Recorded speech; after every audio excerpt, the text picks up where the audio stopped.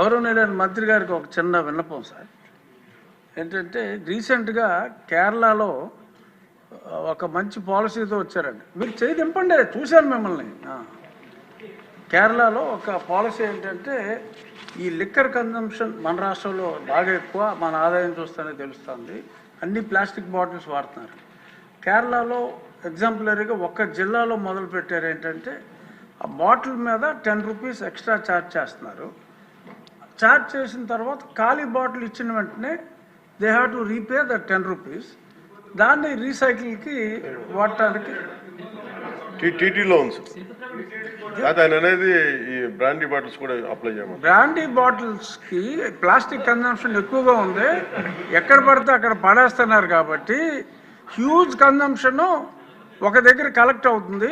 అది ఈ కొంచెం ఎక్సైజ్ డిపార్ట్మెంట్ వాళ్ళతోటి కోఆర్డినేట్ చేసుకుంటే major percentage of plastic waste ఒకటి చేయొచ్చండి. కేరళలో ఇంప్లిమెంట్ అయింది.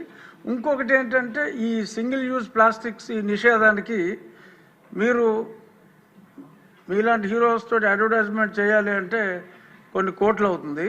మీరు సంబంధిత శాఖ మంత్రిగా ప్లాస్టిక్ని నిషేధించండి అని మీరు జన సైనికులకి చెప్పారంటే ఎవడన్నా ప్లాస్టిక్ వేస్తే పట్టేసుకుంటారు వాళ్ళు. ఆ మధ్యన గోతులు ఎలా కప్పెట్టారో కొన్ని సంవత్సరాల క్రితం రోడ్లు మీరు బాగు చేయమని పిలిపించినప్పుడు ప్లాస్టిక్ని ఆపండి అని మీరు ఒక్క పిలుపు ఎలా ఇస్తే ఎలా అంతే, ఇంకా అది ఆగిపోతుంది.